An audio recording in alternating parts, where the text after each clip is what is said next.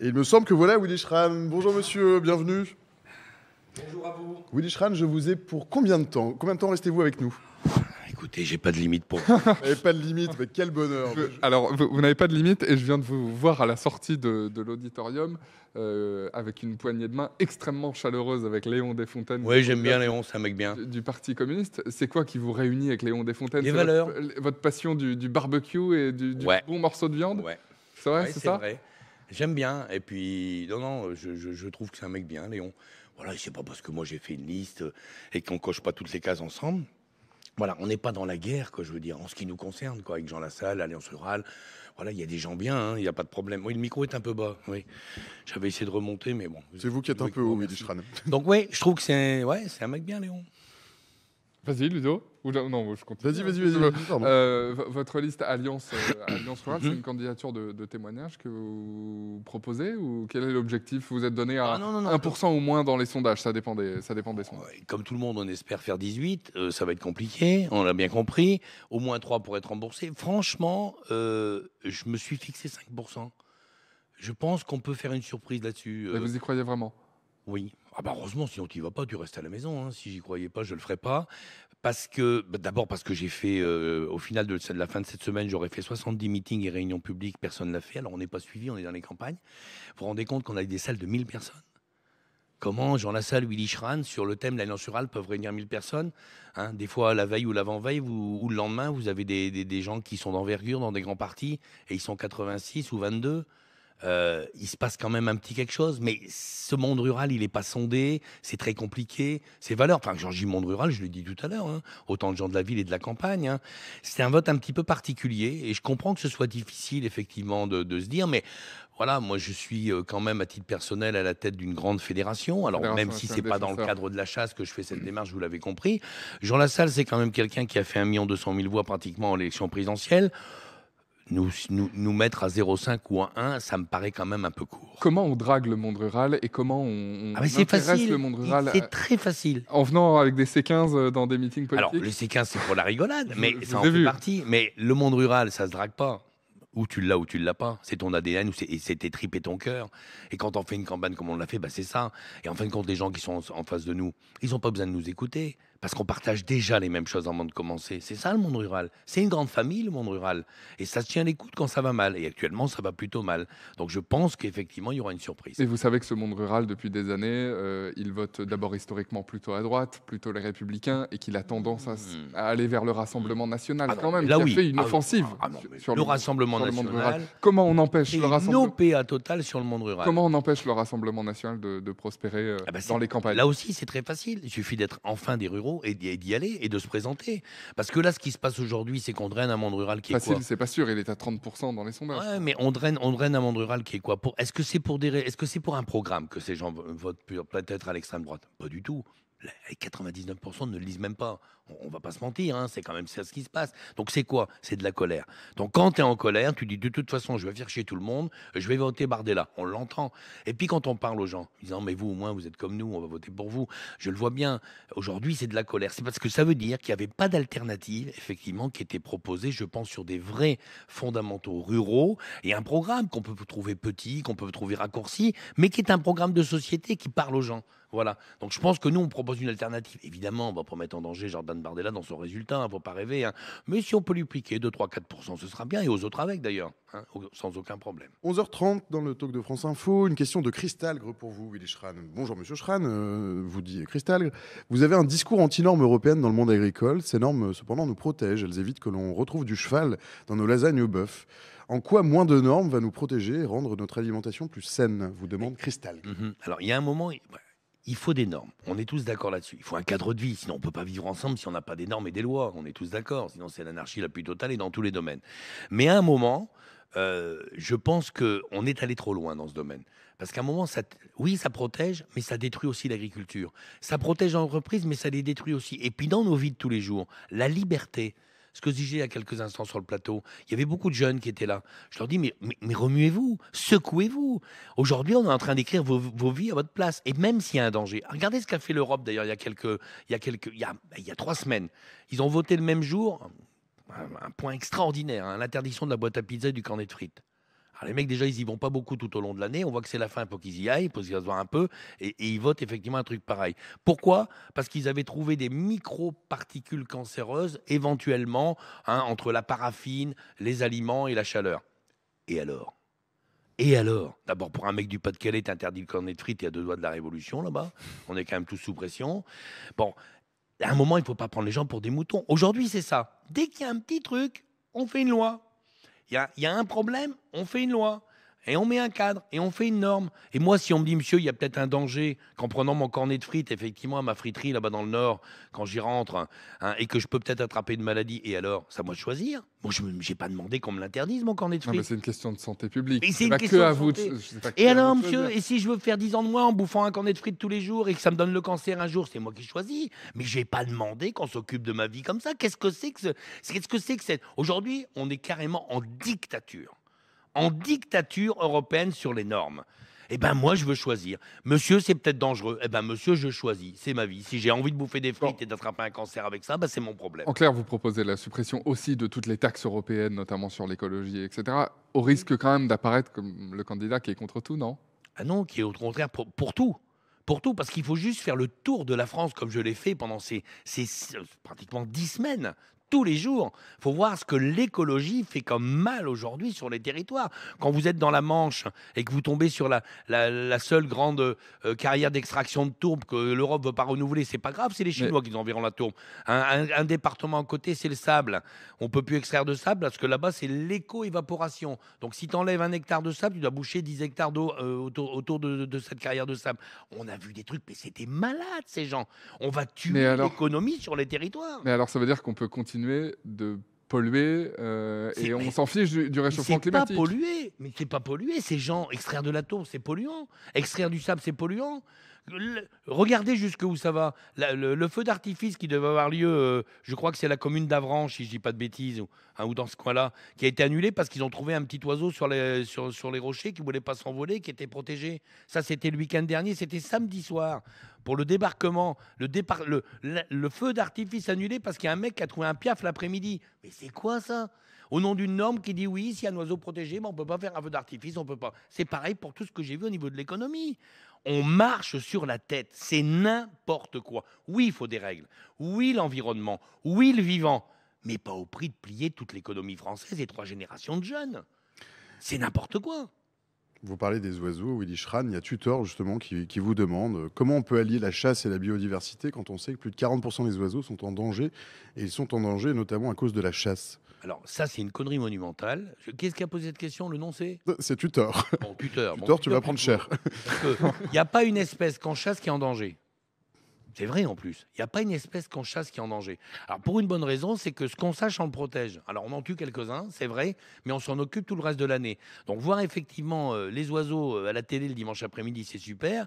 C'est qui les mecs qui leur donnent à manger tout l'hiver? Et quand on donne à manger aux oiseaux, c'est tous les oiseaux. Il n'y en a que quelques-uns qu'on chasse. Donc au contraire, une espèce souvent qui n'est plus chassée, c'est une espèce qui risque de disparaître parce qu'on s'en occupe plus. Et cet équilibre que nous, on a dans la nature, effectivement, à travers la chasse.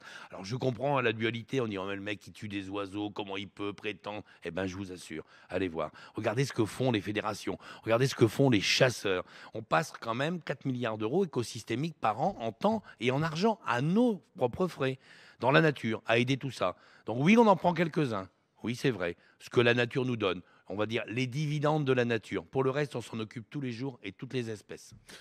Willy Schran, est-ce que vous êtes OK pour une question un peu piquante? Allez, piquez, Allez, on y va. Non, mais elle est demi-piquante. Il n'y a que ça. Il n'y a que ça, mais vous allez voir, j'en ai plein d'autres. Oui, j'imagine. Il y a Roger qui vous demandait, vous êtes patron des chasseurs, Oui. vous êtes patron des chasseurs, c'est une fédération qui est puissante, la fédération des C'est ce chasseurs. qu'on dit. C'est ce qu'on dit, et c'est Oui, un peu vrai tout de même. Elle est toujours draguée, notamment lors des. Voilà. Elle n'est pas plus Vous êtes un homme influent, Willy Schran. Et Roger, Je suis heureux de l'apprendre. et Roger vous demande pourquoi on irait voter pour un lobbyiste que vous êtes, quand l'Europe est déjà gangrenée par les lobbies. Parce que vous voyez une différence entre les lobbies, vous? C'est Roger qui vous pose la question. Non mais Roger, sans déconner, tout est lobby. Tout est lobby. Les écolos, c'est les plus actifs à l'Europe. Vous avez vu combien il y a de lobbies écolos? Quelques milliers à l'Europe, là-bas autour du Parlement. Et dans tous les domaines, on est obligé de faire ça. Alors malheureusement, je vais vous dire pour une chose, Roger, ce qui est le pire d'ailleurs, c'est qu'on a un renoncement des politiques. Quand on voit ce qu'on envoie à l'Europe aujourd'hui, les mecs, pour ceux qui y vont d'ailleurs, pour ce qu'ils y font, pour ce qu'ils y siègent, je vous rappelle quand même qu'un député européen, c'est 10 000 balles par mois. La moindre des choses, c'est quand même de se lever le matin pour aller au boulot quand vous avez des gens qui n'ont même pas le 10e qui ont voté pour vous. C'est quand même un minimum. Ils font même plus le boulot. Donc le lobby, c'est quoi aujourd'hui? C'est même plus un lobby pour les hommes et les femmes politiques. C'est un lobby pour les technocrates et les bureaucrates de l'Europe. C'est comme ça que ça se joue maintenant. Parce que le monde politique n'existe quasiment plus. C'est de l'esbrouf tout ça, et on le voit bien. Et derrière, tu as 40 000 personnes qui font marcher la machine et qui décident pour tout le monde. Donc, tu es obligé à un moment, pour essayer de faire avancer ce que tu pensais normalement être porté par un monde politique, tu es obligé d'aller t'adresser à une technocratie toute puissante, à une administration centrale européenne qui écrase tout le reste pour faire avancer. Donc oui, lobby. Mais tout est lobby. On peut le regretter, Roger. Sincèrement. Mais le jour où on aura un petit peu de femmes politiques qui retrouveront un petit peu de conviction et qui seront les mêmes avant, pendant et après, on a peut-être une chance de changer ça, ce qui n'est pas le cas aujourd'hui, malheureusement. Bon, vous avez convaincu Pignou Fou qui a dit il n'a pas tort sur le fait que tout est lobby. Quand Kyle disait quoi? Qu'est-ce que tu disais, Kyle? Oui, puis il y a des lobbies qui défendent l'intérêt public, quand d'autres défendent des intérêts privés de certains. 11h37, Willy Schran, Bobby Junior ou Bobby GR, je ne sais toujours pas. Bobby, tu peux me dire si je dois t'appeler Bobby GR ou Bobby Junior? On va dire Bobby. Quel groupe en Europe se rapproche le plus de votre vision de la ruralité? Et avec qui vous allez vous allier, le cas échéant? Alors, ceux qui font des listes sur le même thème que nous. Et c'est ce qu'on voudrait faire. Alors d'abord, il n'y a pas de petits groupes. Vous savez qu'un groupe en Europe, c'est une trentaine de députés, 35 je crois. Et donc, ce qu'on voudrait, c'est effectivement se rassembler autour de ça. Alors d'abord, il y a toute une série de députés non inscrits. À chaque fois, c'est pareil, 50, 60, des fois 70, ça dépend un peu les mandats. Donc on aimerait faire un petit groupe là-dessus. Alors on me dit, oui, mais qu'est-ce que vous allez faire? Bon, on a des valeurs communes avec des gens, c'est sûr. On a quand même été contacté bizarrement, hein, ça surprendra tout le monde, par pas mal de pays qui ont d'abord, certains ont essayé de faire des listes, d'autres ont réussi à en faire. Regardez le mouvement hollandais, par exemple, qui se porte les mêmes valeurs. En ruralité, agriculture, économie, métier, terroir, identité culturelle. On est d'accord là-dessus. Donc on espère vraiment pouvoir construire, avoir plus de 5%, donc quelques élus, et de pouvoir construire ça effectivement avec d'autres pays européens sans aucun. Et je pense que c'est une voie. Alors, oui, c'est tout petit, je sais ce que vous dites, mais est-ce que vous pensez, et à juste titre d'ailleurs, on n'est pas grand-chose, je pense quand même que cette voie du bon sens, c'est quelque chose qui a démarré et qui a réveillé les consciences partout en Europe. Il va se passer quelque chose autour de ça. C'est qui votre principal adversaire dans cette élection? Le parti animaliste ou un autre? Oh, le parti animaliste, bon, les mecs, ok, d'accord, faire des listes pour défendre les animaux quand il y a des gens qui souffrent tous les jours, franchement, ça me choque d'ailleurs, à titre personnel. Hein, j'ai des animaux chez moi. Il y a Gawa qui vous rétorquerait, parce qu'il vient de mettre ça dans le chat, Allez. 68% des Français qui ont un animal de compagnie. Donc la question intéresse beaucoup. Eh bien justement, pour ceux qui ont un animal de compagnie, faites vraiment gaffe à ce que vous faites, parce que le parti animaliste, c'est pas tout à fait ce que vous pensez. Regardez quand même, le leitmotiv principal, c'est effectivement réussir à casser cette mise en esclavage des animaux au profit des êtres humains pour les manger, les animaux, mais aussi pour la compagnie. Parce que je peux vous dire que comme c'est parti, et si ces gens-là devaient continuer à monter effectivement dans les votes, il y a un moment, vous n'aurez plus le droit, où une élite pourra avoir un animal de compagnie. C'est comme ça que ça va se terminer, parce qu'ils détestent le lien entre un être humain et un animal de compagnie. Donc c'est qui votre principal adversaire, ce parti-là? Mais pas spécialement, tous peut-être d'ailleurs, parce qu'il n'y en a aucun qui m'a séduit. Des propositions, j'en ai eu plein pour cette élection européenne, rassurez-vous. Hein. Donc tous et personne dans le fond. Je ne suis pas dans le conflit avec les autres. C'est pas mon truc. Voilà, j'ai pas besoin de me comparer à Pierre-Paul Jacques dans ces élections. J'ai mes idées, j'ai mes valeurs, je les défends. Elles ne plairont pas à tout le monde, mais c'est tant mieux. J'ai pas envie de faire plaisir à tout le monde. J'ai des convictions, je les garderai. Hein, aujourd'hui et je les aurai encore après l'élection. Et ça vous donne des idées pour plus tard, pour 2027? Il va falloir une candidature orale à la présidentielle, non? La présidentielle? Non, mais j'ai pas du tout. Mais moi, j'ai aucune prétention dans ce domaine. Ah non, moi, je me bats pour mes valeurs. Candidat aux européennes. Mais l'Europe, c'est le plus important, parce que c'est ça qui fera nos vies demain. Aujourd'hui, on a fait un débat, j'ai vu national. Bon, heureusement, les 15 derniers jours sont un peu plus riches d'échanges sur l'Europe. Mais il faut avouer que le début, entre du pro-Macron ou du pro-Bardella, on s'est quand même ennuyé dans cette campagne. On n'a pas parlé des vrais sujets. On a fait cette bataille franco-française. Pour ça, il y a plein d'élections nationales. Hein. Ils auront tout le temps de s'amuser avec ça. Là, on a quand même un vrai sujet européen. On a l'air d'ailleurs de tout faire pour ne pas vraiment parler de l'Europe. Alors que c'est ce qui va gérer nos vies. C'est eux qui décideront de ce qui va se passer demain. Et le pouvoir français est tellement réduit et tellement infime maintenant au sein de l'Europe que c'est vraiment au niveau européen qu'il faut regarder. C'est là où ça va se jouer. Donc oui, évidemment, Et même pas une seconde. Qu'est-ce que moi j'irais faire comme président de la République? J'ai pas du tout de ces prétentions et même pas de m'y présenter. Alors, y être élu, évidemment, ça n'arrivera jamais. Non, mais Et vous même le soutiendrez faire. Jean Lassalle alors. Oh, je ne sais pas si Jean se représentera, on verra bien. On verra le résultat de ce qui va se passer pour ces élections européennes. Prochain. On verra ce qu'on fera, on verra si ce mouvement continue ou il s'arrête. Et je peux vous dire qu'il a réveillé beaucoup de conscience en France et en Europe. On verra bien comment les choses iront par la suite. Mais oui, comme je l'ai toujours fait d'ailleurs, soutenir toujours quelqu'un qui coche le plus les cases, effectivement, de ce que moi je souhaite pour le monde rural et pour la France, c'est important, pour la France de demain et pour la jeunesse. Allez, une question rigolote de Funky. Vous n'êtes pas Allez. obligé de répondre. Le sport français, surtout les clubs français, sont nuls. Est-ce que vous avez la possibilité de mettre en place une action pour que le club français gagne la Ligue des Champions? Oui. Je pense qu'il faut faire Comment vous faites, Willy confiance à Schramm? Lens, qui a un énorme potentiel, qui est mon club de cœur. Voilà. Bah oui, non, c'est compliqué. On n'arrive pas à la gagner, cette Ligue des Champions, depuis Marseille. Moi, je suis comme lui, hein, extrêmement frustré. C'est pas Lens qui la gagnera l'année prochaine. Et je pense que c'est pas Lens qui la gagnera l'année Non. prochaine. C'est même sûr, puisqu'ils ne sont pas qualifiés en Ligue des Champions, on le sait tous. Mais oui. Mais alors, je me mets à sa place. Ça m'agace profondément. Moi, j'adore le foot. J'ai beaucoup joué. À une époque où je faisais 30 kilos de moins, je vous l'accorde. Ne riez pas. Mais néanmoins, on n'est pas foutu de la gagner. Et ça a un terrible côté agaçant. Alors, je ne sais pas comment faire. Pourtant, on a l'impression de prendre des super joueurs. On n'y arrive pas. Un coup, c'est le coach, un coup, c'est les joueurs, un coup, c'est c'est le temps, c'est la température, c'est l'ensoleillement. Je ne sais pas ce qui se passe, mais on n'y arrive pas. Bon, bah écoutez, on va essayer de mettre un cierge à l'église des Perlèques. Ça devrait arranger les choses, mon village. 11h42, on quitte l'église, on reste ensemble. Il y a Black Shark qui vous demande: bonjour Monsieur Schramm, est-ce que comme Bonjour. Jean Lassalle en 2017, est-ce que vous pensez que la France doit quitter l'OTAN? Je pense que l'OTAN n'est pas tout à fait... c'est pas compliqué. On a quand même une guerre aux frontières de l'Europe. On le voit. On parle d'Europe. On va être un peu sérieux dans la question, dans le fond, elle est importante. On n'a toujours pas réussi à faire l'Europe correctement. On n'est même pas fichu d'aller régler une guerre à nos frontières. C'est encore les Américains qui doivent venir le faire. Alors, est-ce que c'est parce qu'on est dans l'OTAN? C'est à l'Europe d'aller la régler, cette guerre? Enfin, c'est chez nous. C'est là, c'est à notre frontière. C'est les Américains qui doivent régler nos problèmes. On est presque 500 millions de personnes dans cette Europe. On a des économies, on a des puissances militaires, on a l'arme atomique. On n'est pas fichu d'aller régler le problème. Comme on n'est toujours pas fichu d'avoir une monnaie unique dans tous les pays européens, ce qui est quand même un comble. Comme on n'est toujours pas fichu de faire l'Europe sociale, ce qui est encore un comble. Mais on nous explique qu'on va normer les choses, qu'on va s'occuper des animaux, de la planète, de l'environnement.